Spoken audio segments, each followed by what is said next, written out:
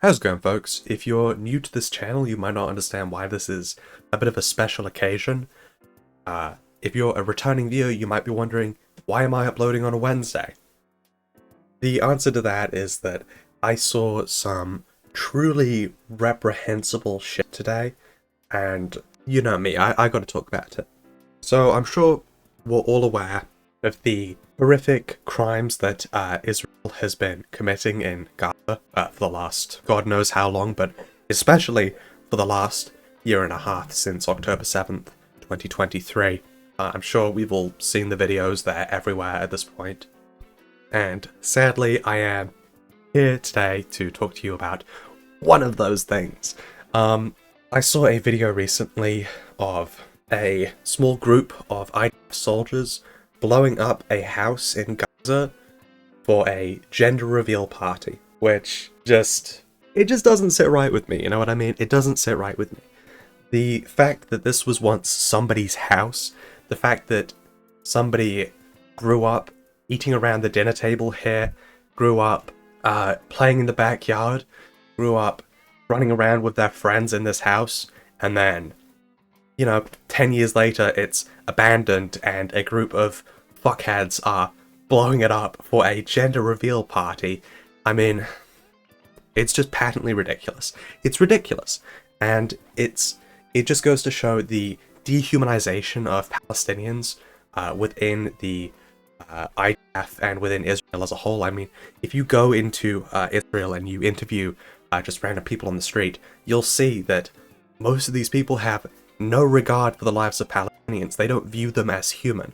They view them as terrorists, and that's just a blanket way to say that they're bad. And I'd invite everyone who views the Palestinian people as terrorists to remember that Nelson Mandela was designated a terrorist by the US until 2008. 2008. He had been leading South Africa for decades at that point, for years and years and years, and the US still considered him a terrorist because he was against the apartheid government of South Africa. I mean, that is just like, it's such a perfect distillation of why the label terrorist doesn't fucking mean anything. The US has considered some of the most righteous advocates for human rights terrorists, and that's the position we're in today. Anyway, let's play that video of the gender reveal. Why?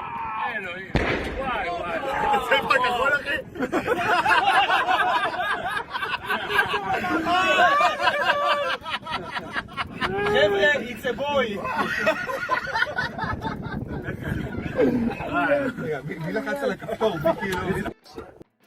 Now that is just hilarious. That's just hilarious, folks. You love to see it. I mean, it's truly comedy gold. This was somebody's house, you know what I mean? Somebody grew up here. And I mean, if we're looking at the statistics, in all likelihood, the person who grew up there is probably dead at this point. And these absolute dickheads are just like sitting on a cliff laughing about a fucking gender reveal party. I mean, eat your heart out, fucking Floridians. You've got nothing on these guys. You've got nothing on them. You can start forest fires all you want with gender reveal parties. These guys are committing war crimes with their gender reveal parties. Look at that. Look at that. That's incredible, folks. And I mean, I want to go over the actual statistics here. How many people have been hurt and displaced and brutalized by Israel, and I want to put it into terms that some of you might be able to understand a bit better. So I live in Oxford. That's the city of Oxford University, the namesake of the Oxford Dictionary, blah blah blah. I'm sure you've all heard of it. So we got out of the Blitz relatively unscathed, and obviously at the time of the Blitz, the population of Oxford was much lower than it is today. We've had a solid 80 years to grow and develop since then. And today, Oxford is currently sitting at 165,000 people. So the entire city has 165,000 people on it, including myself and my family. To put it into terms that you might be able to understand a bit better, Israel has killed 52,567 people and wounded 118,610 since October 7th. That's not counting the decades of war crimes that Israel had been committing prior to that. That's just in the last year and a half. So they've killed or injured an entire Oxford. They have essentially destroyed Oxford. In a manner of speaking, they have annihilated thousands upon thousands upon thousands of miles of land and killed thousands of people, injured thousands more, and this is really the kicker. This is the part that pisses me off to an unrealistic degree. They have displaced 1.9 million people. 1.9 million people. 1.9 million people have had to flee their homes, some of them multiple times, because of Israel. And this is according to the UN. I mean, it's just ridiculous. It's ridiculous. And the people being displaced here and killed aren't Hamas. I mean, I don't think even the most rabid IDF fanboy would say that Hamas has 1.9 million members. I don't think anyone would say that Hamas has 1.9 million members, because that doesn't make any sense. I mean, if we look at the actual statistics, at the actual data, so these are statistics from the Office of the Director of National Intelligence. So this is an actual branch of the US government. And this is, these statistics are reported under Trump. So, considering how much Trump hates Hamas, considering how much he supports Israel, there's a decent reason to think these might be drummed up a little bit. And I mean, Joe Biden was the same, to be fair. He was also rabidly pro-Israel, rabidly anti-Palestinian. So, these statistics may be a little higher than they should be. And again, these are from an actual US government agency. These are US government statistics.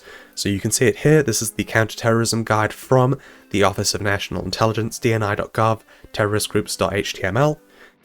If we go over here, also maintains a presence in the West Bank, Palestinian refugee camps in Lebanon, and other regional locations. Hamas probably has fewer than 20,000 fighters.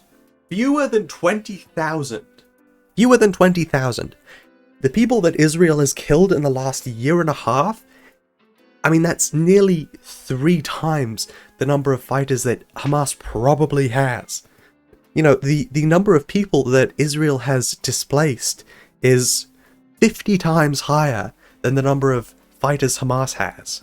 Even if every member of Hamas was using 2 human shields, 1, that wouldn't justify killing the human shields, come on. But 2, that wouldn't even amount to the number of people that have been displaced. To the number of people who've been killed and injured. It's ridiculous, and the US continues to support this. The UK continues to support this to a degree. It's really disgusting. It's despicable. If we just look at the conflict in terms of military operations, that kind of it kind of draws attention away from the just unbelievable horrors that the IDF has been committing. I mean, I think at this point we've probably all seen those videos of IDF soldiers ransacking homes, trying on women's clothing, burning people's personal belongings. What is the military purpose for that? What is the military purpose? There's no military purpose. There's no military purpose possibly imaginable. And then this gender reveal is kind of like the icing on top. It's just like, what's the military purpose for blowing up an already destroyed, already evacuated fucking house for a gender reveal? What is the purpose? What is the purpose there? What is the purpose? These people, these members of the IDF, just want to make Palestinian lives hell. They don't think they're human. They think they're terrorist scum. And because of that, they just want to make their lives hell. They don't care that they're humans. They don't care about any of that. They just want to make their lives terrible. It's sickening. It's really sickening. But there is something we can do. There is stuff that you and I, as just regular, normal human beings, can do. For starters, email your elected representatives. email them. I want you to Google who is my elected representative, and then your location, and I want you to send that person an email. I want you to say to them, unless you stop supporting Israel, unless you start advocating for completely cutting off all military aid, which, by the way, is enormous. The amount of military aid that especially the US is giving to Israel is truly insane. If you don't support cutting off all military aid for them right now, I will convince my entire family not to vote for you. I will convince all my friends not to vote for you. I will rally against you. I will rally for the opposition. And there are thousands more like me who will do the exact same thing. If you make your voice known, if you make your voice heard, if you let the people in power who are complicit in this, who are actively allowing it to continue, if you make your voice heard to them, things will change. Things will get better. That's what you have to remember. And I know that things are probably very depressing for you. You know, things seem terrible. Thousands upon thousands of people have died, and it seems like we aren't making any progress, but it's worth remembering we're not thinking in terms of years here, we're thinking in terms of decades.